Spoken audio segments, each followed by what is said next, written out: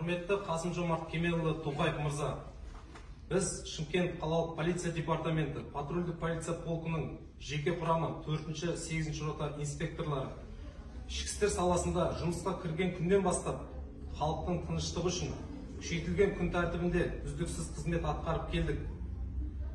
Бізден рота командирлері Әлімханов және Мырзалиев мырзалар қысыммен ақша жинау фактілері болды. Яғни рота командирлері ақша алып отырды. Осы бойынша үстімізден іс қозғалып, ақталмайтын негізбен қысқартылды. Біз пандемия және қаңтар оқиғасы кезінде халықтың тыныштығын сақтап қалуға, қиын қыстау күндері отбасымызды тастап, өмірімізге қауіп қатерге тігіп, қызмет атқардық. Сізден сұранарымыз осы ішкі істер саласында қызметте қалуды сұранамыз. Біз елге адал қызмет етеміз деп ант береміз. Президенттің атына жасалған видео үндеулеріңізді әлеуметтік желіге жарияласам болады ғой?